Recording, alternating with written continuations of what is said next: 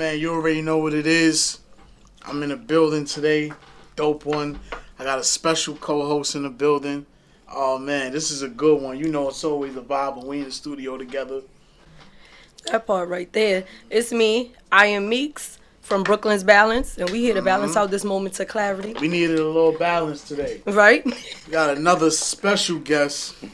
You know, this OG right here. You know what I mean? One of the realest niggas in Alaska. You know what I mean? This nigga keep it so thorough, man. What's good, King? My man, Old Pressure, man. How you feeling, man? Old Pressure, what up? Yeah, what's good? How y'all feeling? First off, you know, thank you for coming. You know what I mean? I seen you got the Buffalo hat on. Yeah. I fuck with the Buffalo Bills. Shout out to Buffalo, all that, man. Big Josh. Yeah, he a good one. He a good one, man. What's good with you though, man? How you Good, feeling man. these days, I'm man? I'm all right, man. I'm in a good space right now. You know what I'm saying? I'm Good all right. space right now. I'm all right. So what's some new things that you know that you got right now that you working on? I was developing podcasts like with this lady named Melody. She got this thing called The Bar, and I was developing a podcast with her. But I was, you know, I've been doing journalism for Vladtv, but it's like it's kind of like I gotta book my own thing. You know what I'm saying? So it's like I'm not getting the alley from them.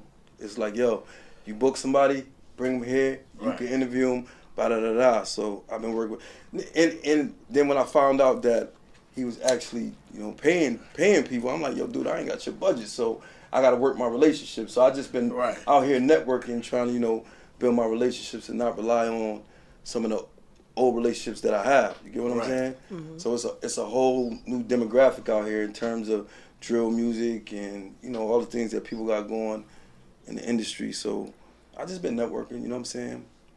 So you still in the works with the podcasting, or you seeing that it's a little bit more from? It's you know what? Because for years I've been doing podcasting since 2013. Mm-hmm. Like initially I started with, shout out to my man Sincere from Rough Rider. I was doing Rough Rider Radio for about 4 or 5 years, from like 2013 to like 2020. Right. I stopped, and then I started working on music and other ventures or whatever. But I've been doing podcasting before. I was doing New Bronx City. I interviewed Cardi B. I interviewed Havoc. I interviewed a host of legends. You get what I'm saying? So this is not my first rodeo. It's just me stepping out on my own. You get what I'm saying? Without the backing of the people that I initially met when I came home in 2009. You know what I'm saying? Mm-hmm. Shout out to Vlad. You know what I'm saying? I met Vlad. I met my son when I was incarcerated. I know I'm kind of jumping ahead, but you know, I met those individuals. We're gonna get there. And they, you know, they line me up. You know what I'm saying? So do you feel like right now, with you trying to do it on your own, well, we already know that it's a different beast, because when everybody, you know, they're trying to jump into now this oversaturatedness when it comes to media and calling it a podcast and so on and so forth. You doing it by yourself, trying to go your own lane. Are you finding, like, dag, I wish I knew this then, and I just learned something brand new, and what advice could you give to the people who doing it now? Because I'm one of those new people now. Okay, so for me, I have what you call, how I want to say it? I'm a counselor by career. Get what I'm saying? So, you know, it's pretty much easy I can conduct an interview with anybody in 25 minutes, maybe 15. You get what I'm saying? Because in the substance abuse world, you know, you have 15-minute sessions, you have half an hour sessions, you have 45, you get what I'm saying? I'm a forensic psych major, so I got you. Right, so it's you know, it's transferable skills. You have transferable skills, as long as you know how to apply them. You get what I'm saying? Like, I've been in interviews where I escalated people and I de-escalate them. You get what I'm saying? I might say, that's cute. They don't like that. You know what I'm saying? They bars, I'll be like, if you spitting and you come in there mad cocky, I might be like, that's cute. And I want you to prove to me, because hip-hop is about proving grounds. Right. You get what I'm saying? It's about proving. Before battle rap, you know what I'm saying? It's about proving yourself. Right. You get what I'm saying? So me moving on the essence of, you know, having transferable skills and being a counselor, I find it relatively easy to interview anybody. I can talk about anything. I have, you know, I got a multiple knowledge, you know what I'm saying? Like, I'm abreast in all areas, you know what I'm saying? Sports, whatever, hip-hop. Really don't get into politics and religion and all that, but you know what I'm saying? So it's tough. It's tough, but you know, I'm up for the challenge. You get what I'm saying? And it's been challenging. Like, stepping out on my own, like, you're not gonna get the support that you think you're gonna get from individuals in this industry. And I'm not a person that complain. It's like, okay, you stepped out. I've been under dudes and I let dudes like lead because I'm not from here. You know what I'm saying? I'm from Buffalo. So I'm like, okay, I'm gonna let y'all lead, but don't think I'm not a leader because I let y'all lead. I let you. You know when to be the team player. Right. I know I'm a certified team player. Right. You know what I'm saying? Working with Mike Sound for years, like, Mike's just rap. He show up, and I was doing everything. You know what I'm saying? With his manager, I was connected with his manager, and she made sure that, like, she tapped into my skills. You get what I'm saying? And that kind of made it easier for me. But stepping out here on my own, it's pretty hard. You get what I'm saying? So the advice that I would give to people is kind of cliche, but don't give up. You get what I'm saying? Don't give up. Know what you want out of the situation. Don't let nobody, play with your intelligence. You get what I'm saying? Right. Stand firm on what you stand on. I be in interviews and everybody might be against my own opinion, but I'm gonna stand on that. Right. And then when a person leave from that interview, he gonna know me because my impression upon you, I'm gonna make sure you feel me. How much would you say your time in prison? How much would you say that changed your outlook of thinking and how you handle things? It pretty much changed a lot of things. Like, I really, like, before I went to prison, it was just like, it wasn't calculated thinking. It was more reactive. You know what I'm saying? I was reacting to everything. You get what I'm saying? And sometimes I'm still reacting, but it's more measured and controlled. You get what I'm saying? I'm more mature now. You know what I'm saying? I'm a man with 3 kids and four grandkids. You get what I'm saying? So they're looking at my every move. Like, where I'm from, it's a small town. Yeah, Griselda made it. You get what I'm saying? But people have a scope. It's the small town mentality. Everybody got that scope on you. You get what I'm saying? So my background of being in prison, it helped me out a lot because it helped me be disciplined. You get what I'm saying? Like, I be around mad individuals. I've been around this industry shit since 2009, right? Came home and just walked into it. I used to be my back against the wall, and Mike's got to tell me, have a good time. And I'm like, have a good time?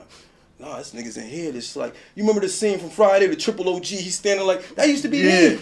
You know what I'm saying? And nobody wanted to talk to me. Then they see me smile and be like, oh shit, you smile? You got straight teeth? You did it. You know what I'm saying? So that opened up the conversation with me. I'm not gonna lie. From the stories I've heard about you, like, after meeting you in person, before, like, even knowing that it was you, I told myself, like, nah, this can't be the same nigga y'all talking about. Right. You feel me? Like, I heard stories like, nah, that nigga be on time and he be on. And then when I met you, it was like, man, y'all sure y'all talking about the same dude? Because, nah, he seemed real cool, collective, and laid back to me. So that shows right there, that shows the maturity. Yeah, it's growth. I grew up a great deal. You know what I'm saying? And like, for me, I always make everything into a teachable moment. You get what I'm saying? Like, I had a father in my household that held me accountable for everything I did. Like, if I was an honor roll student, that's what he held me to. You get what I'm saying? I was on the honor roll, merit roll, like, that's not good enough because I know you could do better. You get what I'm saying? So it's like, having that upbringing before I went to prison, it was like, I son mad niggas. You get what I'm saying? Because you wasn't more intelligent. Like, I already know I'm tough. You know what I'm locked up for. I can fight. I'm not scared of nobody. I'm lifting the yard. So my mentality that anytime I walk in a room, I greet everybody. But I know somebody in that room may be intimidated by the way I move. When I go home, people, they're not accustomed to me talking and moving the way I move because Buffalo dudes don't move like that. Unless they've been, around, different, because dudes be stuck. And I never, when I was in prison, I told myself in 2004, I said, I'm not going back. So when I was released, straight to Brooklyn. You get what I'm saying? Like, I didn't like, you know what I'm saying? I couldn't be stagnant. I'm like, I'm not being stagnant by, I'm not letting nobody, put me in the box. You know what I'm saying? So I learned a great deal from just being incarcerated. Did you have both parents in your life? I had both parents in my life. And what were the events that led to your prison time? Okay, so one of the events, right, that it was trauma. You get what I'm saying? Mental health, like my mental health, I didn't, like back then, so when I was 14, I had my first child, right? So that's traumatic for a 14-year-old. Right. You know what I'm saying? You transition into a teen. Right? So I'm watching my daughter right now. She's 13. She's transitioning. She experiments. She's doing things. And I'm like, okay, what were you like at 13? right? I got to tap into that. You know what I'm saying? So that's where it started. Like, it was things that happened before then, but like when I turned to adolescent, 14, I had my first kid. 16, I lost my child mother. You get what I'm saying? She got shot accidentally. Dude was playing with a gun in her face. Shit went off, whatever. And then the next year I got locked up. You get what I'm saying? So I didn't know how to process my emotions then. You get what I'm saying? And mental health that's a lot. They didn't identify. Nobody was able to identify that something was wrong because we normalized traumatic situations. Right. Yeah. Where we from? Everybody. Yeah, right. You know, about 85% of people that live in the communities that we live in, we internalize our trauma. You know what I'm saying? So I was one of those people that internalized, and I already thought I was tough. So it's like, okay, I don't know how to deal with this. My parents they're disciplining me. You get what I'm saying? Which was normalized then, but that made me violent.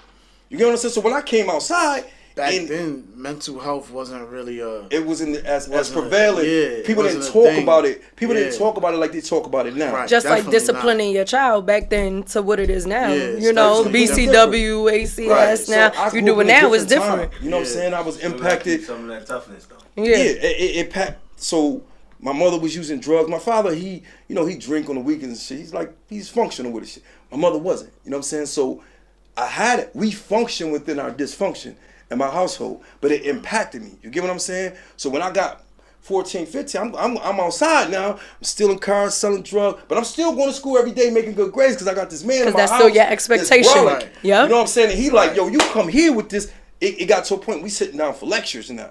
So all the things that he instilled in me, I carried that when I went to prison, and I was far more advanced than the average dude in there. But the things that impacted me is it's regular stuff that impact everybody else. You know what I'm saying? And you were young. Yeah, I was young. Yeah. I didn't know how to deal with that shit. You get what I'm saying? And a lot of people hold me accountable. Like me, I advocate for myself. So I put posts up. I talk about the things that I went through because it's therapeutic for me. You get what I'm saying? And I even go to, I see a therapist. You know what I mean? I got PTSD, and I know I got it. You know what I'm saying? I know I got it. So sometimes I might get excited, like I'm talking right now. My voice. You're passionate. Yeah, I'm very passionate. You're passionate. Very passionate. And I tell when I work in these corporations, I tell them, like, I'm a very passionate person. Don't mistake that for me being angry. This is the way I talk. This is the way I communicate to the people that I work with. This is the language that they understand. So you're not going to put me in a box because you're not qualified. I took at my last job, I quit, but I told him, I said, you're not even qualified to tell me how to run a group. My supervisor's like, you really said that to him? Yes. Because I got balls and he got balls. I'm pissed. He's shit. Right. You get what I'm saying? It's like anybody that I have conflict with, you get what I'm saying, or I confront, it doesn't have to lead to physicality. It's just me stating how I feel about something. And I learned how to do that when I was incarcerated. I met this guy named B.I. I was like 30 years old. You wouldn't have got this shit out of me had he not challenged me. I was in there, I had left my son. I met my son like 01. I left him. Then I was in Mid-State with Chinks Drugs, rest in peace. I met him, me and him was cool, right? And while I was there, this dude challenged me. He was like, yo, I think you should be the coordinator of KSAC. That's the drug program in prison, right? And I was like, no, I don't want to do that. He was like, yes, you do. You gonna do it. I was like, no, I'm not. So he know I got knowledge of self, but I ain't walking around with attributes and nothing because I never wanted to subscribe to anything but being a solid, thorough nigga from Buffalo. That's it. You know what I mean? So I met dude, and that's what started my journey into, pouring into people and not making it so much about me. Because I had already had like 10 years in. You know what I'm saying? Like 04, I got sentenced in 94, and that was like 10 years later, like 04 year. And I lost my mind when I was in prison too. I've been through a lot, bro, but I don't sit here and complain about it. You get what I'm saying? I use it as motivation. You get what I'm saying? How important that you feel like the youth need to understand that though? It's very important. I just did I did some public speaking for a mental health group in a high school, right? And I was telling them about the boys what I've been through. Both sex needed because it was this young girl in there that told me that she was 14 and she told me that she had life figured out. Okay. I said, at 14? You don't. I said, come up here. At 14? She didn't even want to come up. I said, yo, come up here. Since you got life figured out, I want to. Then it was a young girl in there that told me she wanted to be Snoop Dogg and Wiz Khalifa Roller. I said, won't you? I said, won't you be an entrepreneur? Once you get your own shit, Why don't you supply the rollers to them and be there for them? Right. That's what I said. So you talking about, males need it from me, but also I got daughters. So when I talk to, you know what I'm saying, I speak power of the truth to women too, to young ladies. You get what I'm saying? Because they need it too. You get what I'm saying? Because they're all misguided, to be honest. This anywhere from, I'm not disrespecting you, I was born in 88, from 88 to 2004. God damn, I'm 88. If you was born in 88 to 2004, it was rough for you. You get what I'm saying? Because a lot of things started changing. We had the crack epidemic. We had AIDS. You get what I'm saying? So I do a lot of changes. Right. I do. At one point I was an adolescent counselor. I was a recovery coach, an adolescent recovery coach. So I work I actually save a lot of kids' lives. And when I resigned from that position, I was working in the Bronx, in the South Bronx. Dudes used to come in there. I used to be like, listen. If you tell me that, it's going to change the dynamics of our relationship. Right. And what I mean by dynamics is that I'm telling you, if you tell me that, it's going to get different in here. And I'm not threatening them. I'm telling them that if you transgress against me and you tell me that you know how many times my supervisors, bro, had to come to me like, oh my, you can't say that. But that's called effective communication. I am communicating what the next steps of this is going to be. Right. Yes, I want you to understand. I want you. There you go. I want you to understand. Clap that up. I want you to understand that this is what's going to happen. Right. These steps, I'm letting you know these steps because I know you understand English perfectly clear. It's been young girls in there that punched me in my stomach like boom because they trying to fight my supervisor. She pregnant at the time. Like it's a lot of young girls. It's a lot of young girls that had traumatic things happen to them, like they uncles. And, you know what I'm saying? Yeah. Some of them had a house in Virginia. You know what I'm saying? Some of them. It was a lot of things going on in these young girls' life. You know what I'm saying? So I don't just like to focus on just what the young men go through. It's also the women too. Yeah. Because if a young man's going through what he's going through, he don't know how to deal with women. He's going to impact. Right. He's going to have some negative impact on a young woman. You get what I'm saying? So if you teach the young man how to do right, then he know how to treat the woman. I'm gonna do both. That's what I'm exactly. I'm gonna do both. I'm gonna do both. You know what I'm saying?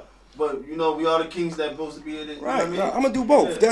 To me, that's my duty as a black man. That's my duty to civilize the uncivilized. How many years total did you do? 16.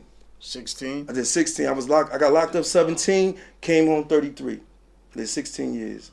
So from August '93 to August 2009. Yeah. So the infamous story that we always hear is Old Pressure is the guy who took someone's life with his bare hands. Yeah. Now, in that situation there, can you elaborate on what led to that and why it led to that and what you learned from it? Okay, so what actually led to that, I was 16. Was I 16 at the time? I was 16 at the time, right? So it was this kid. First of all, let me say this, because I know you're going to put this out. I'm going to promote it, and I'm going to get backlash like I always do from people from my community. I'm going to tell you something else that I found out about my case, too, that from another individual that's from my hood.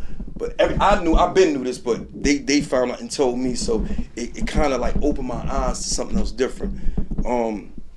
So first of all, anybody that was affected by, the traumatic events that, what I'm saying, that led to, the loss of this young man, I humbly apologize. I did my time. If you choose to judge me, that's your thing. And one thing that I said it takes a lot of testicular fortitude to heal. You get what I'm saying? So I healed already, so I can talk about this freely. Everybody can't. But if his I think his mother is deceased right now, and his father is too. But anybody that was impacted by that in the community, you know what I'm saying? I did my time, and I apologize for it. I was going to parole board. I got hit 6 times, 6 times because his family was consistent against my sentence. You get what I mean? Against my release. Right. But this is what led to it. I was 16 at the time. Both of us was talking to the girl that I was dealing with. Both of us was talking to her at the same time. She's trying to be a player or whatever. Boom. So I approached him. You know what I mean? We was at a party or something. It was guys there that was from my high school. It was guys there that was from his high school. Now, I didn't remember that I knew him. That he was trying to remind me that, we grew up together. Because when I first lived, I used to live in a small town called Lackawanna, right? And then I moved to Buffalo. When I moved to Buffalo, I met this kid. You get what I'm saying? All right. We used to be friends. We played together. You know what I'm saying? Played football, ride bikes together, whatever. I moved to the other side of town. Now I transitioned to something completely different. I'm going to school, but I'm in the streets. He not in the streets. You get what I'm saying? I'm doing things that I ain't supposed to be doing at my age. You get what I mean? So during this time I approached dude, he didn't want no smoke. You know what I'm saying? He didn't want no problems with me. So that's what he told me. So I'm like, all right, cool. This happened in October. So between October and August, I'm one of those dudes that if you say something, I'm a pop-up artist. I'm going to your house. I'm going to your high school. I'm going to wherever you at, I'm going. I'm going by myself. I'm not bringing no crew, and I still do that. Like if I have a situation with somebody or wherever I go, you don't never see me with no crew of dudes. You get what I'm saying? Definitely. You will see me with my son. Right. You will see me with one dude maybe, but I'm good with being by myself. Right. So I said, all right, when I see this guy, I want to ask him because me and him, neither one of us was dealing with the girl at this point. Like I stopped dealing with her in January. I don't know if they were still. I know he wasn't dealing with her neither. So this was about, yo, homie. When I see you, all this stuff you talking, it's like if I got beef with him, that's your man, right? So out of respect for you, every time I see your man, I'm not gonna get at him. But I got an agenda. When I see you by yourself, champ, we gotta have this discussion. You get what I'm saying? Right. And at that time, like I said, I went through mad things. At 17, I'm not able to process all these emotions that's going on, losing my daughter's mother, my mother, watching my mother smoke, you know what I'm saying? And just, the traumatic events that we go through in the hood. You get what I'm saying? Being poor, that shit don't feel good. You get what I'm saying? Yeah. So you gonna take that out on somebody. Yeah. Whether it's physically, you know what I'm saying, mentally, you know what I'm saying? Right. Yeah. So the oppression. Right. So when I saw Duke, I finally saw him like in August. It's summer, it's hot. I seen him by himself. Yo, I jumped out the car while I was moving. It was a van. We was in a van. I was with one of my best friends and his cousin. And I was like, yo, that's when he's like, no, keep going. I opened the door. He was slowing down. I jumped out that shit. Yo, what's up? What's going on? What's good? We shook hands and all that. Yo, what's good? How you? He said, what you doing over here? I was like, nah. What's up with all that shit you was talking? He looked at me like, oh shit. He swung on me, ran. I chased him in somebody else's house. He knew them from growing up on that street, but not well enough to run in their house. And this was pure adrenaline. You get what I'm saying? I chased him to the living room, dining room, to the basement, knocked him out, stomped him out on the concrete, ran back upstairs. I didn't know it was a little boy downstairs. He was hiding under the table. And how I knew was when I was running upstairs, because I had blacked out. I'm gonna be honest with you, I blacked out. I ain't seen him. I'm like, oh, Okay, shit. hold on. Go ahead. What do you think made you black out? Just holding it in. I mean, I didn't have an opportunity to decompress. All this shit was compressed. So it wasn't really just about him. It's about all the things that I went through. Okay. And I'm like, I'm in the streets heavy now. So I'm like, if anybody that play with me, you gonna get it. And he just happened to be the one that I said, you gotta learn a lesson. So when I do something to you, everybody gonna know, don't play with me. Ever. You get what I'm saying? And I always been the type of person where I lead with respect. You get what I'm saying? So I'm not this violent, brash individual. Right. You know what I'm saying? I'm not antagonizing people. Yeah, I'm not going around. So people seen it as, because at 16, 17, I'm brolic. You get what I'm saying? I'm weighing like 170, 160. I'm playing football. You know what I'm saying? I'm working out. You know what I'm saying? My god brother was like, he was going to the NFL. Like he was trying out he went to Murray State and he tried out. So he was training me. You get what I'm saying? So I'm just physically fit. I'm fast. You get what I'm saying? And I had an opportunity to pursue a career in football too. You know what I'm saying? Seriously. So I'm not thinking about all that when I seen him though. Right. It's like, yo, you're going to get this work.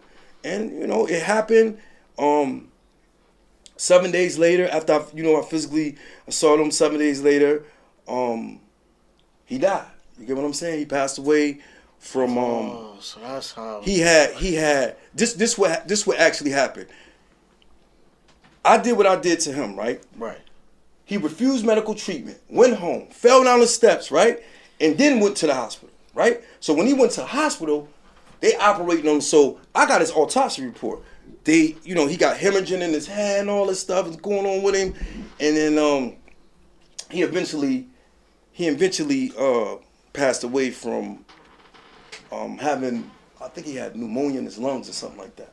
You get what I'm saying? But they said because of the trauma that I caused, all this happened. So now, at the time, I ain't had no paid lawyer. My brother, he in the streets, he got me a paid lawyer. So I had copped out. They went, because I had like 6 months in. I had a son at the time, or I thought it was my son or whatever. And I'm like, okay, I'm about to cop out. I'm going to do my time. Were there witnesses that testified against you? Yes. My best friend was coerced to get. It's like when I read it years later, I held on to that shit for about damn near 16 years until my bid was over. Big. You know what I'm saying? But he came to see me. Me and my father have a great relationship. You know what I'm saying? And my father and my brother, I have an older brother. Like I listen to them because I never listened to them when I was younger. And I said, I gotta start listening to this. This is the spirit. This is wisdom. Right. So my father told me, yo, Muff want to talk to you. I'm like, all right, I'm gonna talk to him. So he came to see me. We had a conversation. He sat me out. You know what I'm saying? We talked about it. He like, yo, I basically just signed whatever they put down. His mother was there with him. He was scared. His mother was scared. So, and my man was no street dude at that time. So I don't hold that to, like, he's still my best friend now. You get what I'm saying? I don't hold him to that. And he has transitioned into, you know, he run his own business, you know what I'm saying? He live in America. Like, he's doing good for himself. So whenever I need him for anything, that man is just a call away. You get what I'm saying? And it took me a lot. What I learned during that process, you said one of the lessons that I learned is to be able to forgive. You get what I'm saying? You got to be able to process your emotions, and the same forgiveness that you would want somebody to have, you know, in honor of you, you got to be able to, you know what I'm saying, extend that to a person. You know what I'm saying? And it's nobody that's without sin. So how am I going to judge you when I'm sinning too? You're gonna, or when I'm going to sin again. You know what I'm saying? And whether you believe in religion and all of that, I'm not really a religious person. I'm a spiritual person. So it's like, I know whatever energy I put out, I'm gonna get that back. Definitely. You get what I'm saying? I don't complain about it like that. I don't. Once you open that door, you gotta understand that door is now open. And you gotta be expectant on what's gonna come. So that's one of the lessons that I learned, is to be able to forgive. My godmother came to see me. Like my god family was very. Like when I was born, I went to their house. I didn't go straight home. Like, so this is my family. Like, you know what I'm saying? My godmother came to see me. She said, I said, I keep going to these parole boards and they keep hitting me. I apologize and this and that and the other. And they not, he said, you don't apologize for them.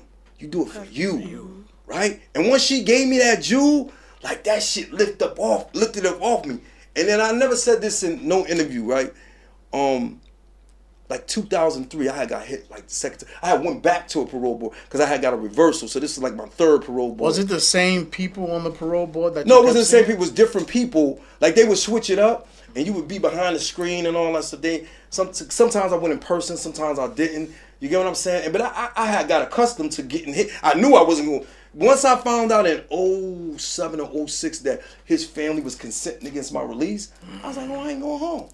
I said, I'm not going to go home by no parole board. So I end up CR, which is a conditional release. I did 85% of my time. So I went to the board in 2001, and every year, they hit me with 2 years in 2003.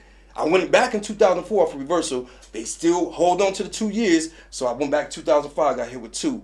2007, got hit with 2. 2009, they couldn't hit me no more, and they still hit me. You get me? Still hit me with 2 years. So I end up going to a conditional release board in 2009, and I had lost a good time. I had like 16 months. You know what I'm saying? That I had caught early in my bed. I was up there.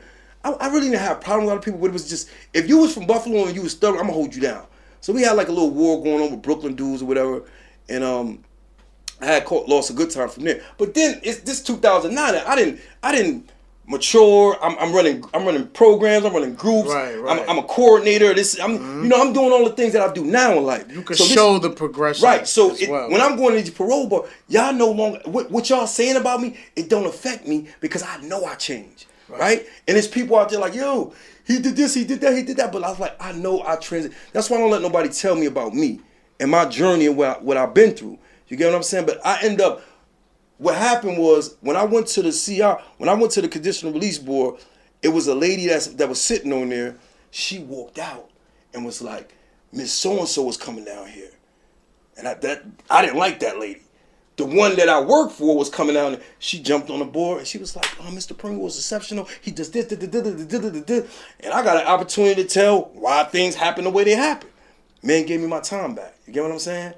And that just wasn't like, it was challenging. Once I got my time back, I was talking to one of my little mans then from up top. He like, my brother, once I got my time back, it was more challenging things. Like if the COs know you got your time, they're gonna try to do things, you know what I'm saying? To try to throw you off balance.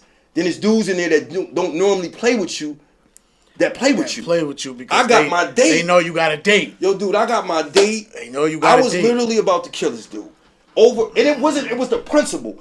I gave the man some. It was over. We used to do the little, the sex novels, the novels, the books. We call them pussy books. You know what I'm saying? That's what we call them. Excuse me. We call them pussy books. Okay. So it's like, I'm like.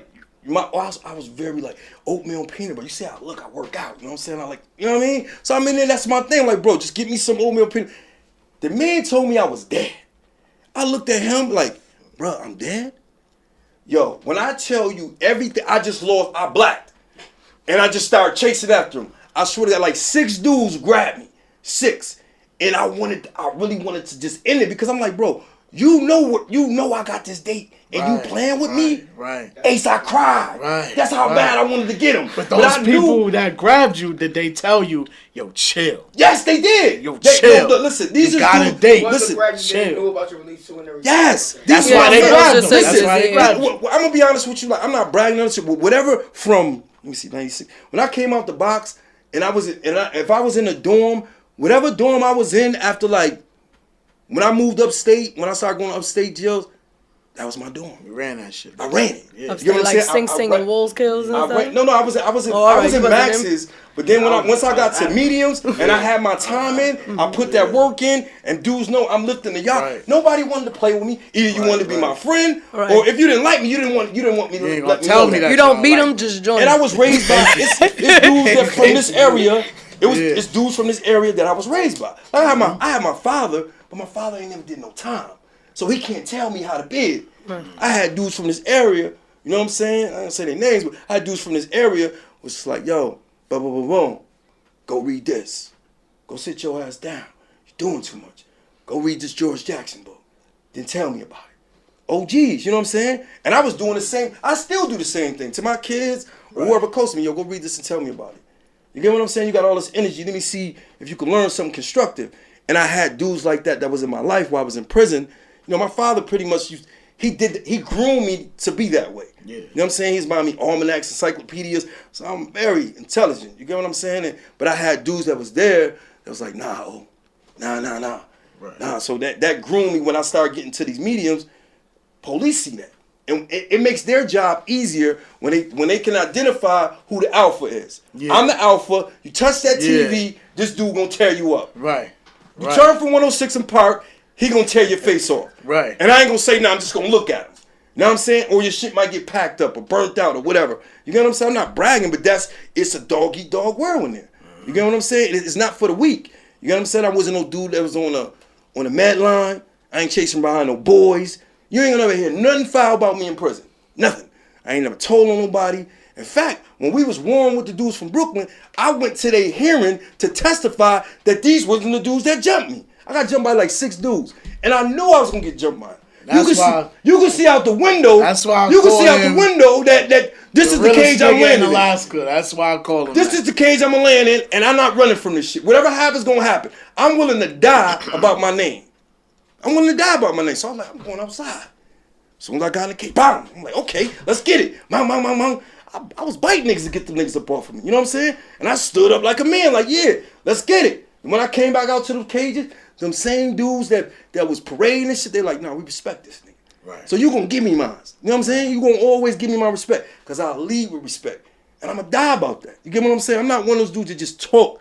Like, I have jobs where I'm in jobs telling super like, yo, you can't talk to me like that. Right. You just because you have. You get what I'm saying? I just like that authority. I quit my job. Yeah. My mental health said, yo, if you stay here, you gonna harm somebody. Yeah. You get what I'm saying? Yeah. So I had to tell my peoples, you know what I'm saying? Everybody was, listen, supervisor said, listen, I'm going to quit. I'm going to walk away. You know what she did? She made sure everybody that I had an issue with that was doing this, because I try not to abide by those codes, but I can't leave that. That's in me. It's installed. It's installed in me. So when you do, I don't even want to use the F word. You know what I'm saying? It's private. You know, I don't want to. You know what I'm saying? But when you do sucker shit, I'm gonna say sucker shit. When you do sucker shit, I'm gonna hold you accountable for that. That's a fact. Because I never did no sucker shit That's to you. a fact. So Yeah, we in the yeah. workplace, right? Eventually, whatever uniform or whoever you think you is, what position, you gotta leave up out of here. Exactly. And we gotta have a conversation when you leave up out of here. Right. And the conversation might not lead to physicality, but I gotta let you know that I'm a man. Yeah, and we gonna have that conversation. And you gotta treat me like a man, because I'm gonna treat you like a man. Right. Bro, I got, on my caseload, the last job I had, everybody on my damn near on my caseload was LGBTQ, right? And I still respected them for their individuality. Right. Or however they identify. If you identified as a fucking deer, I respect you as a deer. Right. You get what I'm saying? That's just an example. You know what I mean? However you identify, I respected your position on it. Right. But you also gotta respect who I am. Yeah. And how I carry. You get what I'm saying? You can't expect me to respect you, but yet I give you the utmost respect and you give me less respect. It don't work that way. And then I had situations where it was I've saved a lot of, like, literally, like, people talk about saving people's lives. I was an advocate for people with alternative to incarceration, meaning, like, if you caught a drug charge, I was a person that went to court with you, wrote your report, right? And went to the court and advocated for your release or for you to stay out. That's fucking dope, man. And because I had that background, dudes would catch a dirty urine, I'd be like, we're still willing to work with him.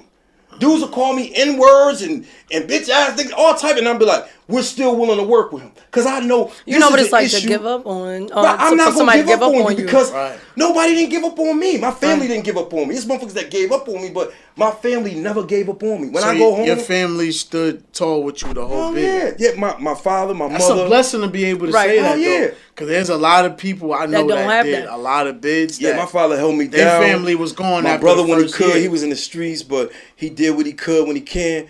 What he could. My sisters were right here, and I had to give for gab, so I had somebody riding with me. You get what I'm saying? But whether it was if a person just sent me letters, that was good enough for me, because I was accustomed to not seeing my kids and not getting visits. You get what I'm saying? So I didn't see my kids for like 6 years one time, from like 95 to like 90, not like 2000. You get what I'm saying? I didn't see my kids, so I'm like, that helped me develop a level of discipline. You get what I'm saying? That helped me be able to, like, compartmentalize shit. Right. Even though I'm missing this person, I still got to do this time. Yeah. You get what I'm saying? I still got to do this time. I still got to be able to pour into me and be confident. You get what I'm saying? When I walk in any room, I develop that confidence, you know what I'm saying, along the way, but in there too. Because it COs, like, I'm big as hell, but you don't want me to be intelligent. Nigga, nah, man, like, let's talk. Yeah. That's where I learned how to communicate effectively. You know what I'm saying? Because they automatically going to be intimidated by your size, but don't understand. See, one thing I learned as being, I'm going to hold on, Clip.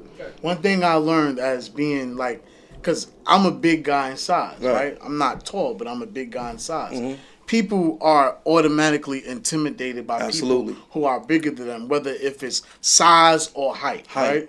So people usually would think they have to address me in an aggressive manner because I may come off as that. Mm-hmm. They perceive my image like, oh, he got the gold chains, he got the gold teeth, he look like he from the West Coast. I don't know, the nigga look mal aggressive, so let me approach him that way. Right. When you don't know, like, yo, that's not even what I want to do, bro. Yeah, you don't gotta do that. I'm very respectful. Yeah, like, bro, we could really talk. Yeah, we can communicate. Yeah, we can really communicate, bro. Communicate on all levels. We don't have to get aggressive. We don't have to do that. Communicating is listening because too. Once I do that, there's something in me. You can communicate. I don't know how to turn that shit off like that. Right. So once I'm like that, now I'm like that. Right. And then you're going to be seeing a different side. And now you like. Incredible Hulk. Yeah, like now green. you like, God damn. You're getting excited now. Yeah, like now you really going to see that part of me. Yeah. But I'm really not trying to be that way. Right. But I could be. Mm-hmm. So I could relate to that. Go back to what you was about to say, bro. I was, so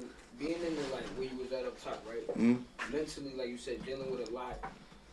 How was you, did you come across, like, the weak, like them coming in, like, cause remember you said you ran the house. How did you adjust to seeing like the ones get bullied, or did you have any, you know what I'm saying?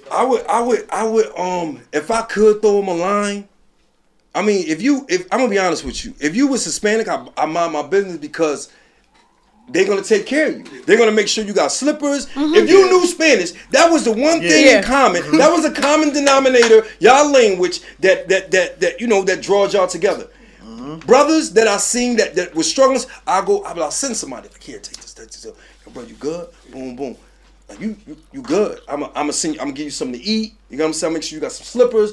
I'm not gonna watch these Spanish dudes treating they and my son is Puerto Rican, just you know what I'm saying, Puerto Rican and black. I'm not, you know, judgmental or I don't discriminate against different cultures. So let me say that. But however, but in there that's a different world. In there that's a different world. That exists there. Right. It existed there, right? So I had to be on, like I wasn't Blood, but I knew Bloods. I wasn't Crip, but I knew Crip. And if you couldn't hold your own because you subscribed to something that wasn't you, I'm like, nah, son, that you dropping your flag, or okay. You want to go war? Okay, I'm gonna hold you down here.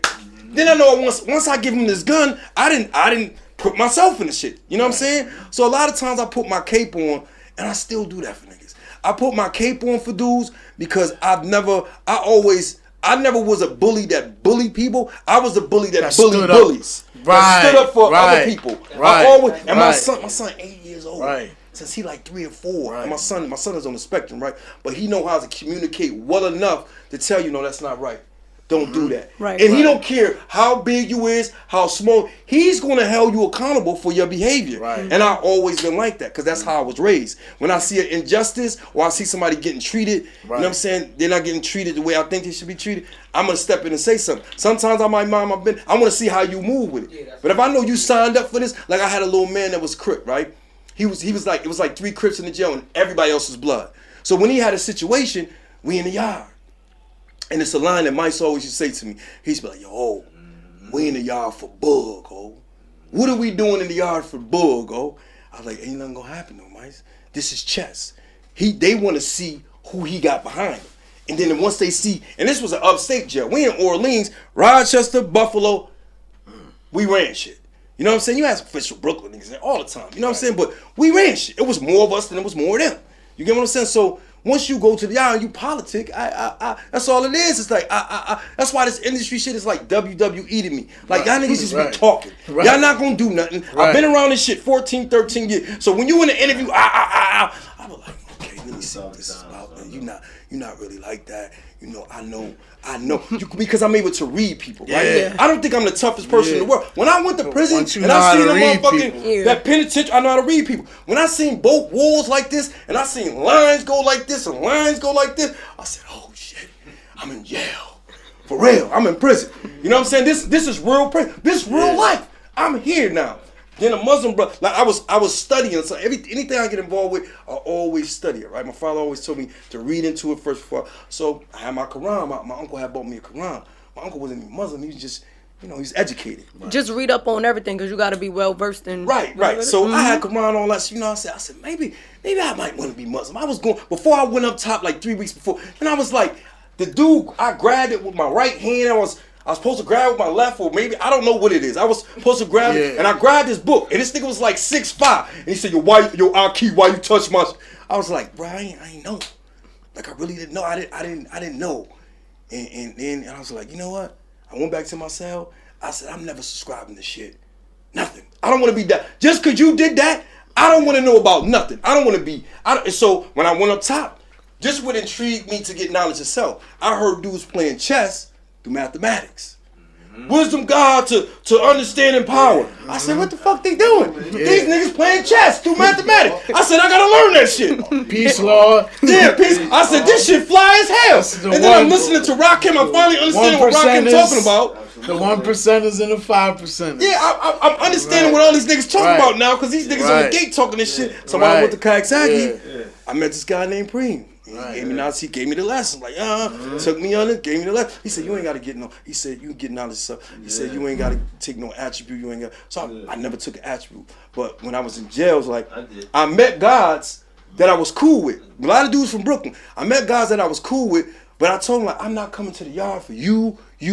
I like you. This how I always been. I like you, but I don't like you. And I'm not like coming me. to the yard for you. You can't tell me to sit nowhere. Crazy. My father at home. Definitely. Yo, what's the day? You're not doing that to me. You're not. You're not abusing me because I don't know 120. Right. I don't know this degree. I know you're not doing that. I learn at my own pace. My father. I used to tell niggas, my father at home, bro. What we talking about? Right. What we got to do? And he's like, no, you know what I'm saying? But I learned a lot. And I never subscribed to anything because I saw what happened to dudes that, it was dudes that was Muslim, and then the next year they might be Crip. Then the next year they might That's be Blood. wild, huh? You go Then the from next that year. to- So these dudes had no type of balance. You get what I'm saying? They I do had an anything. advantage. They do anything to adjust to that. They was environment. assimilating Right. to what was there. Yeah. Right. And to me, it's I get it, but that's a weakness to me. You get what I'm saying? Mm-hmm. It's weak because you can't stand on what you stand on. Right. And if I liked you, I would educate you. Like, yo, bro, you know what I'm saying? Next year you go to, don't just be yourself.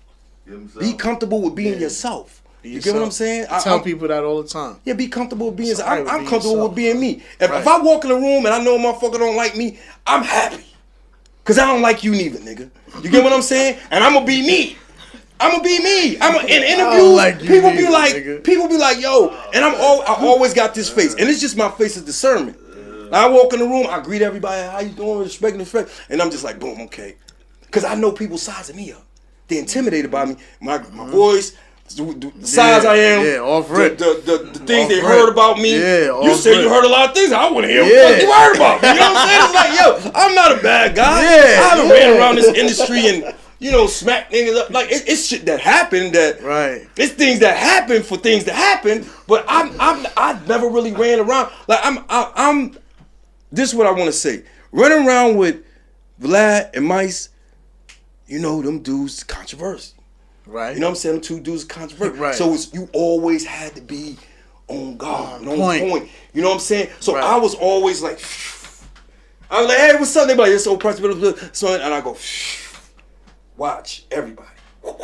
What? Yo, it's time to go. They're like, oh, it's time to go. Let's just leave.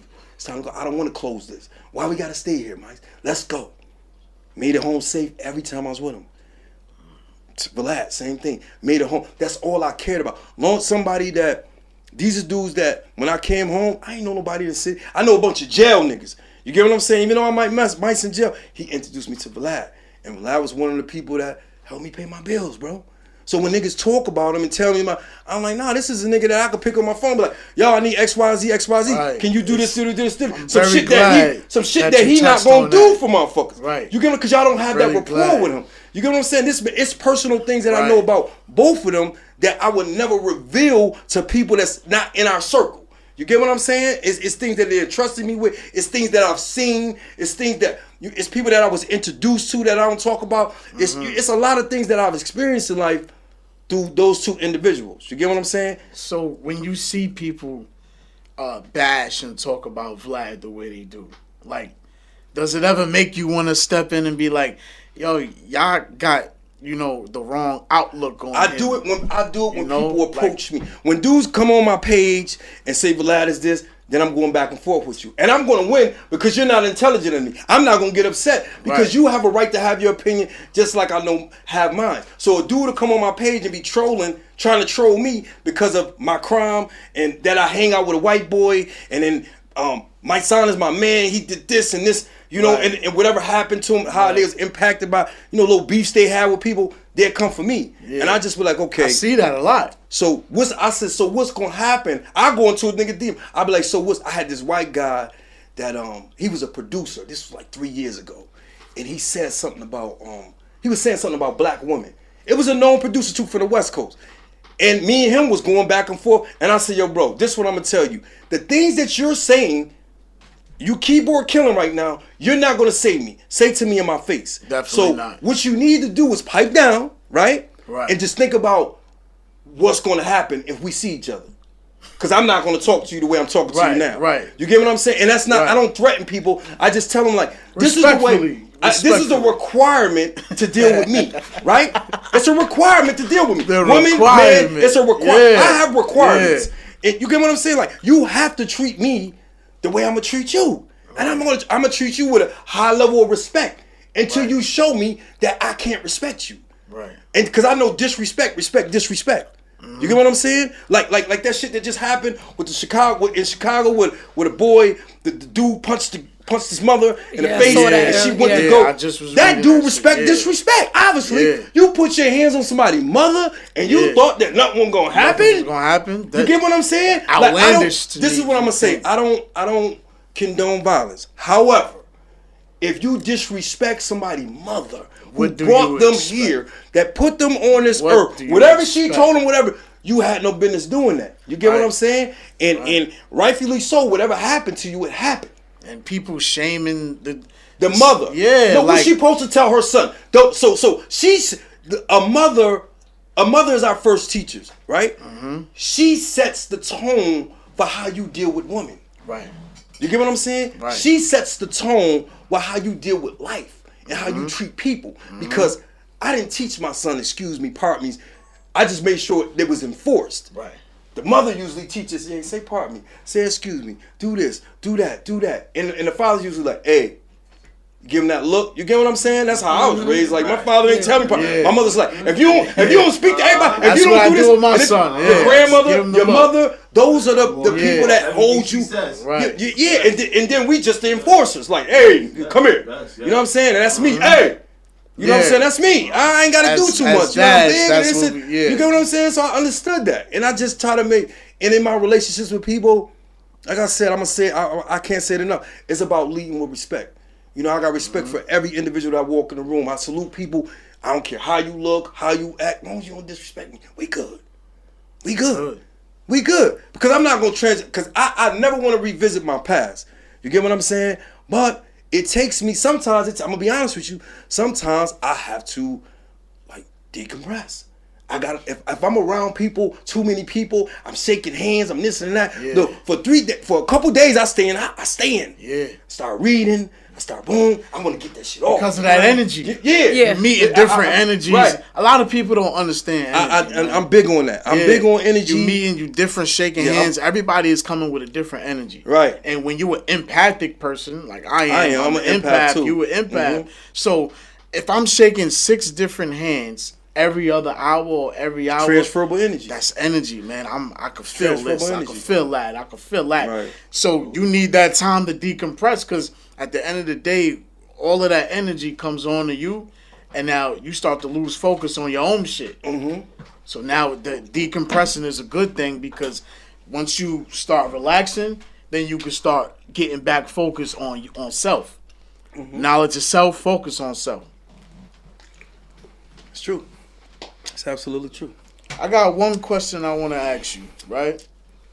Going back to the situation that led you in prison, right? Mm-hmm. You know, I told you of my situation and what happened to my brother, right? And how that, planned out in the case and how everything ended. Mm-hmm.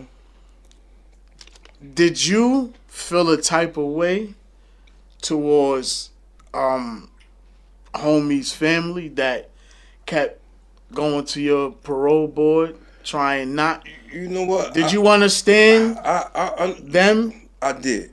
I'm gonna be honest with you. It took. So I had lost my thought in 2003. Right. I had a dream. He came in my dream and he said he forgave me. You get what I'm saying? And from that lifted the weight up off me. Right. So it was nobody else that can come to me and say something. Like, it bothered me a little bit, but I'm like, I processed that already. I processed that. So I could talk about it free. Some people don't like the way I talk about it. Like, some people are so insensitive when I say, yo, he died. That's what happened. So to me, it was just 2 teenagers that had a fight. I was the aggressor. But then when somebody tell me that was dealing with him, that this is how he died, not just solely by, you were a major factor in it, but this is how he died. And he like, and the person said, yo, if I know that, what you think they know? Right. You get what I'm saying? So his family consenting against my release. It's the dudes, right? So it's not really his family, it's his friends that I still have. I don't have a problem with it, but because I don't address them individually, because I never want to get them attention. Like when I did the interview with Vlad, it's still people's like, why you do that? Why you do that? Why? This is my life. You didn't do that time. I did. This is your truth. Yeah. This is my truth. So, Right, so, you did and when that I got time. in the interview, I wasn't like, yeah, I did this. I'm not Wasn't bragging. bragging. I'm not Yeah. bragging. I never Wasn't bragged about bragging. some shit. That is the Right. most ignorant shit I've done in my life, and it's like that. But I learned from it. It's an experience that I learned from. You get what I'm saying? So when his family was feeling away, I was like, damn. I was trying to write letters, and I'm like, my grandmother said, you got to do that on your own. You got to go apologize to them on your own. We're not gonna take letters to them. We're not gonna do that. My grandmother told me, like, my grandmother forced me to be accountable. So even though I never reached out to his mother, I said when I come home and I get in a space and people accept that I did my time and that I'm on a different plane, maybe they'll be forgiven. You get what I'm saying? But I don't expect everybody, because I got family members that's there, and I got little brothers, and they'll be around someone be like, yo, you know my brother OP, and they be like, nah, I don't fuck with him. That's 30 years ago.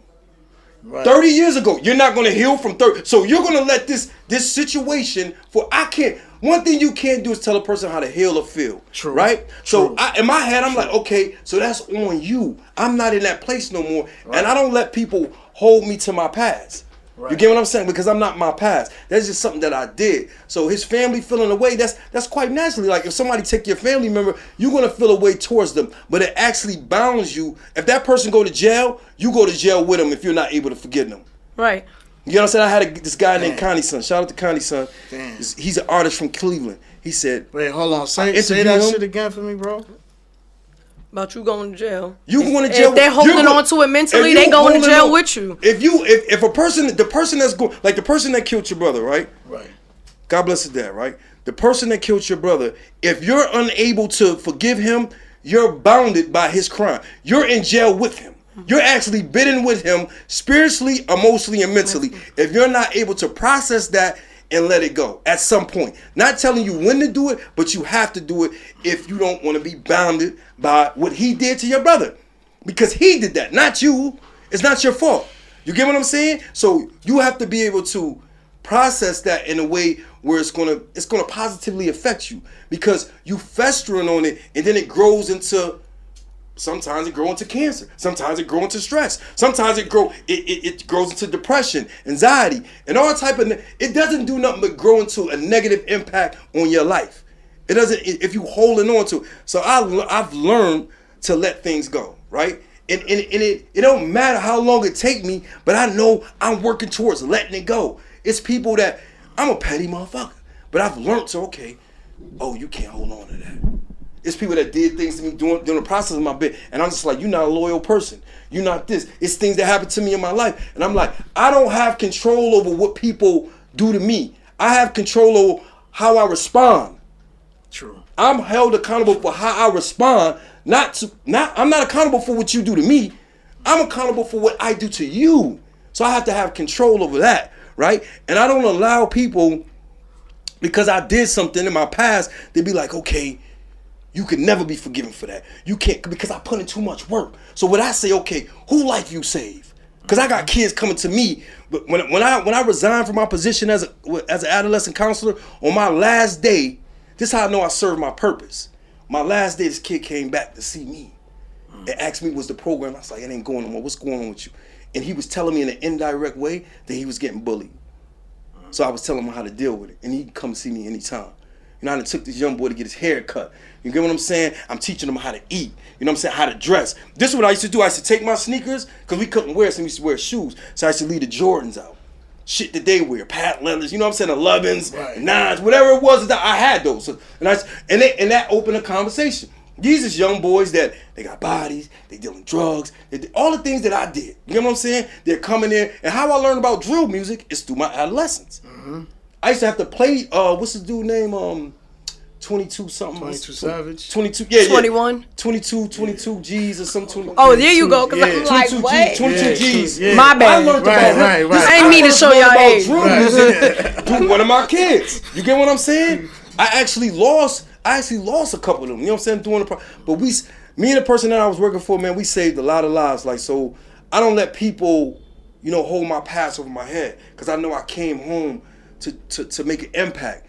And once I became a counselor in 2014, and I've been doing it for going on 10 years, 10 years, it's like I save people's lives. Like I was incarcerated, and I'm going to talk to judges and parole officers, and I'm getting people second chances. Right. You get what I'm saying? So I don't let people, and you can't let nobody. Well, you can't. I'm not rushing you, but you know, me and you had a conversation. We had a conversation about that. You get what I'm saying? And it's a process. Yeah, it's a process. So I don't expect you to be like, you know what? Oh, today I said Namaste, I said it, and I'm gonna forget this nigga. You get what I'm saying? I don't expect you to do that because you lost somebody that you can never get back. You get what I'm saying? So it's just a process, bro. You know what I mean? So I got a question I want to bring up. So from what I've listened to and what I've gathered, the basis of everything that you're saying is forgiveness and reciprocity. Yes. Oh wait, forgive. You gotta figure it out on your own, and give me what I give you. Right. With drill music, that's kind of the opposite of the basis of this. So I do hear that you're helping a lot of people. When it comes into this drill music, those are the two things that's kind of the basis of what it is. So from what music was before to what it is then, like, do you feel like everybody's getting those teachings? Because I feel like it ties into what you say. Majority of the people that do need a lot of the speaking to and guidance are gonna be the males. Yeah, we got a couple of girls coming up in drill, but they following that because they see that that's what that is. How do we adjust to that? Because I also see a lot of the musicians or rappers that I've known growing up, they going that way. You're not even staying with. You're not staying solid on your moral compass. Right. Yeah. That's happening a lot. So you know what? I'm glad you said that. So I was invited, like in January or February, to be a judge. Maybe February, March. I was invited to be a judge, right? At this event. This girl that I interviewed, she invited me, and it was a whole bunch of drill artists, whole bunch of Crips, whole bunch of Bloods, whole bunch. It was more Crips than anything. You know what I'm saying? So I'm there, and I'm watching. I haven't been outside in a minute. So I came outside, I started going to chamber show, and this is who, you know, and once I started seeing what it is, and then I went outside, I'm just like, I judged it, and it was like, I had fun, but then I was like, why is everybody sound the same? Yeah, why is it? Right? I said, like, why? But it was a group that was actually good, right? So the guy, it was a girl, but she's supposed to be performing, but she brought people that featured on her record. And it was this dude named, I can't think, Drizzle Raw or something like that. Dizzle Raw. Shout out to Dizzle Raw. Shout out to Dizzle Raw. Healthy Story, all of them. Yo, shout out to Dizzle I like that guy a lot. His energy You heard that, Dizzle? Crazy. Right? He's crazy. You know what I'm saying? It's crazy. I love him as an artist. So that night, I'm like, damn, if she Jordan, it's pimping. She passed the ball to Pippen. He go, oh, he Kerr. That's how I explain him. So I'm watching this and I'm just like. Was the girl had no hair? Yeah. Bulls, light season? One of the girls had like a little. Yeah. Both of them. It was two girls. That one was J Lav. Probably. J Lav. And I can't tell you who the other one was. J Lav, and it's another one. I don't know the name, but they be outside. I walked up to them. I be knowing the niggas that know the y'all group. I'm like, y'all group. Yeah, she outside. I said, yo, y'all group. I walked up to them. You know what I'm saying? Like, y'all group. Dude, like, nah, we I don't see why not. Y'all, they just all come together. Y'all like the Wu-Tang drill. Yeah. Y'all like, wait till y'all you like meet the rest of them, right? Wait till you meet the other 8 niggas. I'm like, well, y'all should be a group. So I walked up to make sure they see this shit too. Nah, we gonna take a picture for them. So boom, after that, the dude, shout out to Mo Dub. You know what I'm saying? It was shaky. It was shaky when our first interaction because he wanted me. He said I judged it wrong, right? So I'm getting to my point. He said I judged it wrong, right? And I was just like, nah, bro, I didn't judge it wrong. You can't tell. You're not a judge, from your view. So you can't tell me how to judge. Right. I was hired to judge. You get what I'm saying? And I did this as a favor. I didn't get paid, but I was so oversaturated with the drill. I was like, I hate this shit. I'm about to do R&B. Because everybody sounded the same. So it was this kid. They got R&B drill now. It was this kid named Shizzle. It was this kid named Shizzle, right? And he just sounded different from everything else. I created a relationship with. And anybody that I have respect for, I give him free interviews. You know what I'm saying? Because you know I do the Rough Rider Radio / them Bronx boys. You know what I'm saying? The interview won't cost you $2. It ain't gonna be high. So I asked Dizzle for an interview, but we never followed up with each other. I'm gonna say that. And then I working. asked J Live for an interview. But both of them was busy. They couldn't fit me in the schedule. Whatever. Well, they got time because they in my inbox now. So I said this. I was like, if they really wanted an interview, you get what I'm saying? That they'll reach out to me. I shouldn't be chasing you. That's how I looked at it. So, anyways, remind me to come back to that. Don't forget that because we don't forget. Right. So I'm watching this drill shit. So Mo Dub supposed to be like, yo, you judged this wrong. I said, no, I didn't. What do you mean? Yo, she's not a it's not a group. She's an individual. I said, but she still won. So how did I judge? Because she passed the ball to this guy and he knocked down the shot, she still won. She played like a team. What are we talking about? Yeah. He like, nah, you judged it wrong. She still won. So I'm like, damn, I don't like this because it seemed that y'all have personal agendas. If it's not the truth, it's not the truth. But it appeared to me that at these showcases with these drill artists, who predominantly gangbangers, that y'all have an agenda as to who y'all want to win. Yeah. Talk about it. Talk about that all the time. So I said, I'm not doing this shit no more. Yeah, we talk about that all the time. Clip, I need this as a clip. This is the mentality. Yes, please clip this. But this is the mentality of the artist, right? Mm-hmm. So shout out to Chambers. Chambers give people a platform. Right. But it's always the same group of artists, right? And I'm like, it comes some new artists, right? So I'm just like, okay, when y'all gonna tap into something else? And shout out to, what's his name? Dizzle Raw? Dizzle Raw. Yeah. Dizzle Raw was in the interview and the guy asked him, why are we drilling? And he gave a great answer. I was like, damn. But he knew how to do this shit good. He could transition to something else, but then Joyner Lucas showed us that I can rap. Mm-hmm. And say this, and y'all gonna fuck with me. I put this dude in power. You know what I'm saying? Yeah. It's methods to this shit. Yeah. So with the drill music, I think it's an oversaturation of it. I don't think it's enough. It's enough artists saying like that. We don't really need to rap like this. This is a whole different culture. So I was gonna start a movement called Healing Over Drilling. I just want to make sure saying healing over. Maybe somebody can take it, but healing over drilling, because a lot of dudes that's drilling, they need to heal. It's the same shit that I went through. Yeah. Traumatic. So I'm talking from experience. Yeah, you resonate with that. Right. So when these dudes come outside and they outside. So this what I had a problem with, right?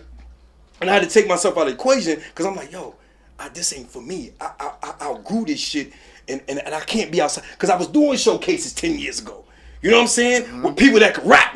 Right. So y'all, to me, y'all can't rap to me. Yeah. Y'all just talent. Yeah. Right? A lot of dudes can't rap to me. The people that I named, I like them. Y'all have the image. Y'all have. This is something that y'all want to do, but it's not something that y'all need to do. Right. Some of you motherfuckers actually need to go get a job. Right. Amazon is hiring. Yeah. You get what I'm saying? And I'm like, yo, everybody that rap don't need to rap. Yeah. Some of you motherfuckers need to be, just go get a job. And everybody that talk don't need a podcast neither. Yeah, you go. Everybody that talk don't actually need a podcast. I want to shout you out because I like how you conduct your interviews. You actually let people talk. You ask insightful, your guests. That y'all ask insightful questions. You get what I'm saying? Man. Things that's going to actually lead to a discussion that people can look into it and be like. That's why they don't like us together. Y'all clip y'all shit. Well, you're very intelligent. Y'all clip y'all shit. Well, you repost your comment. Repost. I always repost because I like the content that you create. But the drill it's going to eventually die out. Remember when they said Fabio was king of New York? Yeah. 2021 was it? 2021? 2022. At Summer Jam. That was Summer Jam 2022. Yeah. Right after Pop So last year, I said, he don't check the boxes for me. Because what's next? What's the Was follow-up? you at that interview when the guys came in there and said they was New Bronx? Was you at that interview? Yeah, I was there. You was there. Yeah. So dude said they was New Bronx. So I'm New Bronx City. Mm-hmm. At the brunch? Fuck that I'm from Buffalo. Nah. Fuck that I'm from Buffalo. I've been interviewing. I interviewed legends, and I've been a part of a group. New Bronx City, like these. Mm-hmm. This is a movement, right? So when you come up here saying New Bronx, I want to be like, okay, is you disrespecting New Bronx City? And then he was like, he was giving me right. Yeah. He was giving me energy that said, okay, we're gonna Eagle box. Mm-hmm. So I want to Eagle box. Chambers let us Eagle box. You trying to distract me? No, he need this work because he don't know how to be humble and come in the room and be like, yo, man, I'm an inspired artist. What's your name? And I had a problem with that when nobody came to the judges like, how you doing? I'm so and so. No introduction. How you doing? No introduction. Everybody lit. Everybody everybody lit. How we no all lit? budget. Somebody Y'all ain't lit. got no budget. Y'all ain't got no managers. If y'all got managers, I'm seeing y'all niggas at the same fucking shows. We gotta be the every same week. sign You or niggas something. ain't doing We got No to be legit, man.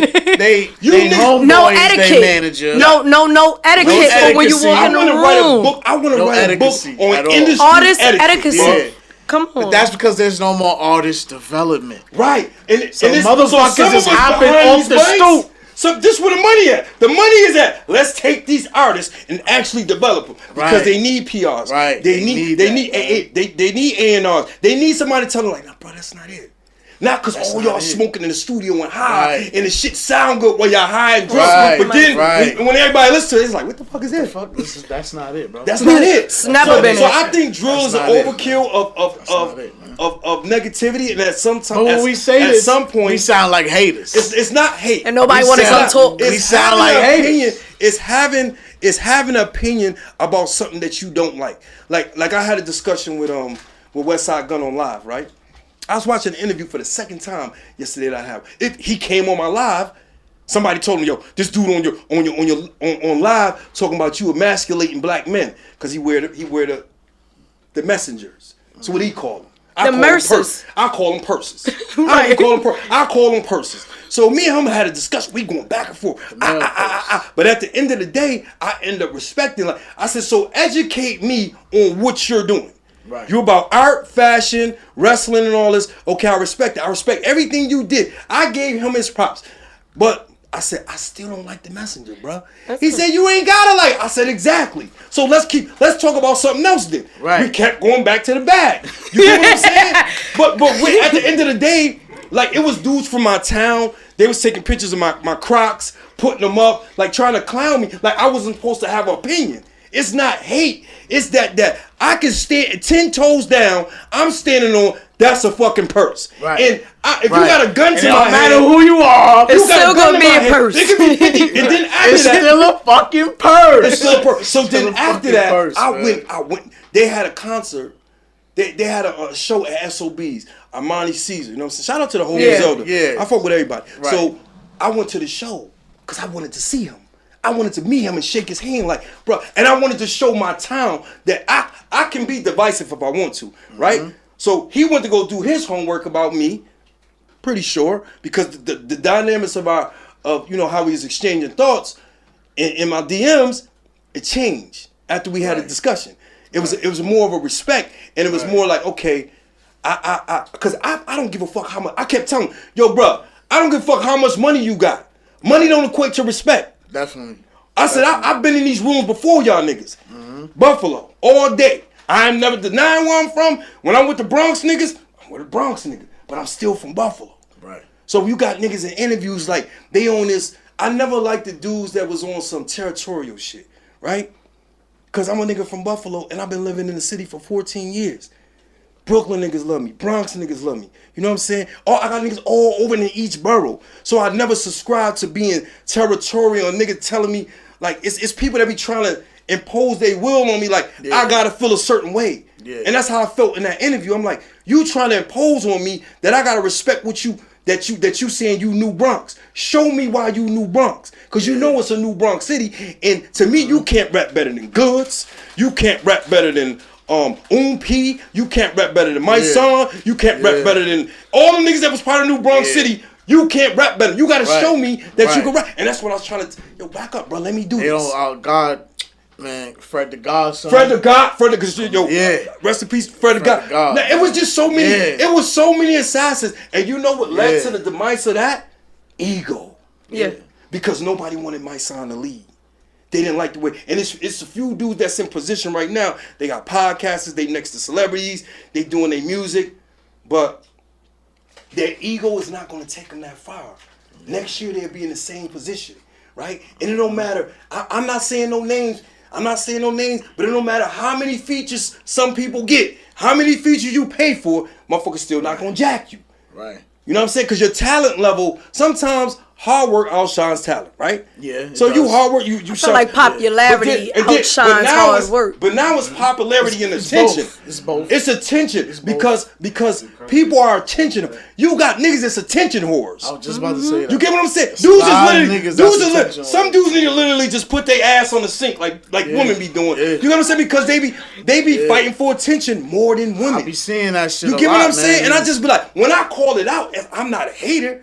You know why I'm not? Because I'm going to stand on what I said. And ain't nobody going to make me change that. So when I went to that show, I went to see them as a peace offering. So anytime I go around them, I could tell that they really don't like my disposition, but they respect me. Right. Everybody from that, and from drum work to BSF, I got personal relationships with a few dudes that's young. You know what I'm saying? And that's cool with everybody. I could talk to Benny like, yo, what's good, boom, boom, boom. Yeah. That's not my man because I didn't grow up in his era. Right. Conway's not my man because I didn't grow up in his era. But I know dudes that know them. Right. You get what I'm saying? And I don't act like they familiar with They familiar with who I am. And I just want to say I'm glad that they're doing their thing because a person to take what I'm saying and be like, yo, he said it. No, I don't know. Me and Westside Gunn ain't got beef. I don't got beef with nobody from Griselda. I'm happy to see that they winning. Whatever they got going, if nigga want to wear 80 purses, go ahead, bro. If you want to buy 80 messages, I appreciate what you do for the culture. I don't have to agree with what you like. There you go. We can agree to disagree. We ain't got a beef. I never got beef with. In this industry, I never got beef with nobody. Right. I may not like what you do, but I ain't got beef with you. I just don't like what you do. That ain't my cup of tea, champ. You gotta accept that. That's it. One quick discussion I want to have before we wrap this up, right? Real quick. Now, a lot of people don't like talking about the unfortunate situation from 2016, 2017 at Irving Plaza between Troy Ave and Taxstone. Right. But I already know that you said that you ready to have that. Yeah, we got to about that. To sum that situation up, right? We know, how the events, planned out, what happened, Tax, being sentenced to 35 years.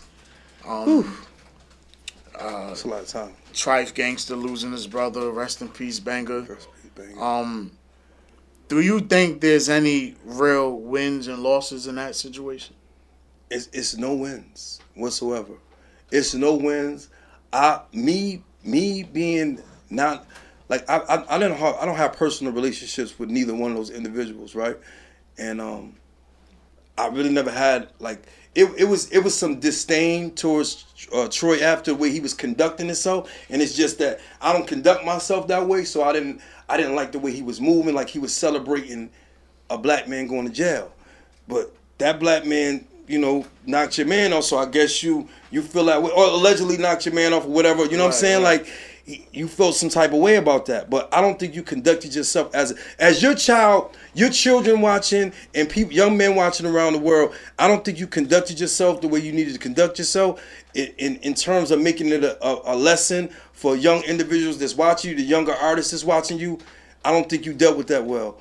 I don't think Taxstone dealt with it well. I think because this is why I'm saying they didn't deal with it well, because when you get in themselves, right, and it's only you start going over and reflecting on some of the decisions you made. You get what I'm saying? And I know for a fact, done this better. I know for a fact that man is going to sit in that cell, you know what I'm saying, and be like, yo, he can say he don't like Duke, but he wish he would have done things differently, right? Because right now, Taxstone he didn't invent podcasting, but he made it popping, right? So Nori bag would have been his bag. You get what I'm saying? So you were watching people being successful of something you got popping, and you let your emotions get the best of you in that situation, and it led to whatever it led to. You get what I'm saying? So it was a lose-lose situation for both of them. Nobody won. Nobody. Yeah. To me, it's a hip hop family, right? We don't all have to like each other. You get what I'm saying? But we created opportunity. You got to think. A motherfucker took a turntable, plugged that shit in a lamppost, right? And off that, Jay-Z's a billionaire. You get what I'm saying? Right. So you watching this, y'all watch people come into this industry and do what they do and try. You can't live a double life with this shit. Either you're gonna be an entertainer or you're gonna be a gangster. And it's cool if because the movies do it. Denzel he an actor, he a gangster in the movie. But once the shit cut off, he back to being Denzel. You know what I'm saying? Right. He ain't the nigga from Training Day. Who's his name? He ain't Lonzo. You know what I'm saying? You can't do that out here in hip hop. So they have to understand it, and this is why I'm saying it's a teachable moment for both. I hope that, you know, Tax get in there and be able to reflect on it, and you know, he do what somebody like Tookie did. He start writing books. He start, you know, somebody like Big U. You know what I'm saying? He's out there saving lives. And actually, I watched a live that he did. He said, "Yo, he tired of like young people losing their lives and people subscribing to the gangbanging, you know what I'm saying, and not knowing what it's about and getting themselves in situations." See, I want to hear credible messengers, people that actually been through things and they did something. Tax can be a credible messenger, right? From you still got a voice. You get what I'm saying? He still has a voice. You still got a voice, and there's still people that mess with you. I heard he was talking to what's the kid that be like what's the dude, the bald head with the raspy voice? He what's the line he be saying all the time is damn, I think he's from Queens. He rap too. Queens Flip? Not Queens Flip. Nah. Damn, what's his kid name, man? Rap, bald head, raspy voice. He always say, "Yo, let's get to that." Oh, zip him. Yeah. Zip the drip, zip to something. I like his energy. Yeah, I like his energy. I love his energy. And I think he was talking to Tax. You know, Tax had called in or whatever. And I hope that people like give him opportunities, right? To make to teach from, because he still has a voice. He was a powerful voice in hip hop. So I'm not going to sit up here and tear him down and denounce him, because he still has an opportunity to, you know, to reach the youth and to make his situation a teachable moment. I hope Troy do the same thing. Just the whole situation to me is a teachable moment. It is. You know, I try to tell people, I try to be sensitive about the situation before we wrap it up. Mm-hmm. You know, some people, you know, they fault Troy, you know, and they fault Tax. And, you know, some people weren't outside at that time when that was going on. Right. And, you know, I was battle rapping at that time, so I was at events and I saw what was going on. I was outside at that time, and, you know, Tax Stone was climbing the ranks in media. Mm-hmm. And, you know, it just started off simple, yo, you trash. You trash. You know what I mean? Like, yeah, Tax Stone was saying he ain't like his music. You know, and then it started being an antagonized situation with, it started from your music is trash to, man, fuck that, you pussy, you ain't really like that. That's where it went, that's where it goes wrong. You could have just kept it at, you ain't gotta like somebody's music, but you ain't gotta disrespect them neither. You ain't have to make it personal. My mans be trying to tell me, they be like, yo, you can't tell nobody that you. So what I try to do, I try to use humor, but I'll try to be authentic about it, and I'll be like, yeah, that was cute. But you would know that I ain't really like when I was in the interview, I was like, yo, y'all did your thing. But I was just trying to save it, because I didn't. People personalize things when you attack, that when they feel like you're attacking their craft or their art, something that they pour their life into. You get what I'm saying? So I don't want to tread lightly, right? If I think you trash, I don't want to tread lightly. I want to say it in an effective way where you get what I'm saying. Right. That you need to work on whatever whatever your weakness is. Because real people would just take that, and now I gotta do much more to captivate you. Right. That's how I would take it. That's how my father take would. Constructive criticism. Yeah, that's feedback. They can't take constructive or feedback regardless of where it is. And then as journalists, right? I consider myself a journalist. I ain't go to school for it, but I've been doing it long enough, and I consider myself a journalist. And all the people that I interview, my resume says that I'm a journalist. Right. You know what I'm saying? When I was doing those interviews in New Bronx City, I was going with cards. I was writing questions out. Right. We were really preparing. We would do segments. You get what I'm saying? Yeah. I had dudes around me that really couldn't read and write. Yeah. And I'm like, yo, bro, you got to use bigger words. It's just, everything is not sincere. I'm like, yo, everything can't be dope and hot. Like, you have to use other words that elaborate. So he stepped his game up. Now he's seasoned. You get what I'm saying? And that's my impact. You get what I'm saying? That's my son, old manager impact of her being, she was a principal. I mean, a teacher. You get what I'm saying? So she held us accountable and used to be like, okay, this is what we're going to sit down and do this. So I actually learned how to write articles. I used to write, matter of fact, I did it on, shout out to Cortez. Cortez album release. I went to his album release party. I listened to the whole album. I You listened ain't to tell it. me about. I listened to it while I was there. I went on an opposite side where everybody was at. It was on the rooftop. So I went by myself, listened to it, and I was like, I like Cortez. I'm gonna do something for him. I gave him a write-up. You know what I'm saying? On social media, you know, on Instagram. Right. I gave him, but I learned how to do that. Right. Jen, she like red mark. No, don't use that word. Use this. So like we was in training doing this shit. Yeah, you get what I'm saying? I interviewed Tupac Lawyer. Yeah. You get what I'm saying? We interviewed mad people from Love and Hip Hop. I interviewed some real substantial. I interviewed Ralph McDaniels. Yeah. Like I interviewed some real. So you're not gonna tell me that I'm not no don't try to journalist. shit on Right. my And craft. they respected me after that. They was like, damn, that was a good. I remember I interviewed Smith and Wesson, Cocoa Brothers, right? And I asked them still a question. Shout out to Smith and Wesson. Shout out to them, bro. And I asked him a question. He's like, that's a good question. You know how that made me feel inside? I was like, damn, I'm interviewing a legend. And he said that was a good question. Good, You know what I'm saying? So when dudes is telling you that, that's in 2015. When you tell me that, and I'm sub 10 years in the game now, I'm a journalist. I don't need nobody to tell me. I don't need to go to school for somebody to tell me that I know what I'm doing. One last quick question. You said that last question, but go ahead. Is Vlad a culture vulture? It depends. How do you define culture vulture? So I sound like Chambers. Shout out to D Chambers. No. So to me, if how do you define it? How do you define culture vulture? Okay. Somebody not of this culture, not the culture that we have created, now using this culture to move forward as if they are assimilated or a part of it. Yeah. So I'm gonna say this. I don't. To me, to other people that don't personally know him, he may appear to be a culture vulture, right? But Vlad actually was a DJ, right? I had one of his mixtapes when I was incarcerated, like in 04 or 06, something like that. He did the hyphy. He did a documentary on the hyphy movement. I watched Vlad like. Vlad used to wear leather chucks. When they wouldn't let us in with boots, like with the ACG boots. Yeah. He gave me a pair like.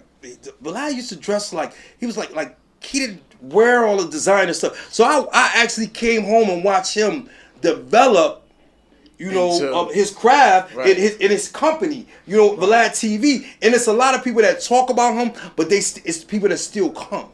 They still go. So until even when he said the thing about Farrakhan, right? He corrected it. You get what I'm saying?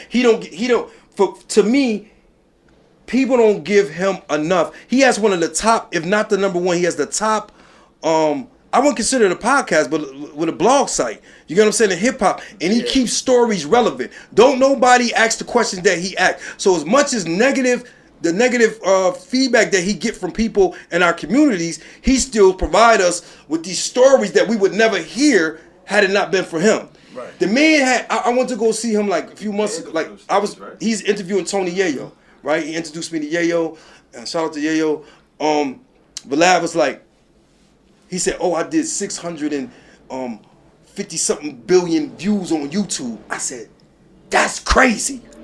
I don't know no podcasters, that's doing that. Them numbers are astronomical. Right. Because he put the work in. So a lot of times our people sit back and when they can do what he doing and be like, that man, he may ask incriminating questions, but you know what? You have the option to say, I don't want to talk about that. Mm-hmm. You see what Pee Wee Long, what's his name? Yeah. He answered. He ain't let him play. Boosie be up there talking freely. Like it's people. You gotta actually. Boosie stays relevant, right? Yeah. Charlamagne stays relevant, but a lot of people stay relevant. Tony Yayo told me, he said, "Yo, the white boy got me hot. Fuck with him. You better fuck with him." I'm like, he said, "Yo, get to your bag. Fuck all these niggas." But he's saying some real shit. Fuck how people feel, right? Because listen, you gotta separate feelings from facts. From business. Right? Feelings from facts. So once you separate your feelings that he's a culture vulture, we still getting informative interviews that we would never hear had it not been for his platform. Not been for you get what I'm not? You might not like his style of interviewing, but you don't have to go up there and get interviewed. Right. You don't have to click on. You know what you actually do? You click. You give Vlad more money. You don't have to answer the question in the form. You don't have a choice. Subscribe to nothing that you don't even have to like that man. He's still gonna make his bag. Regardless. He gonna make his bag. That's a fact. That's it.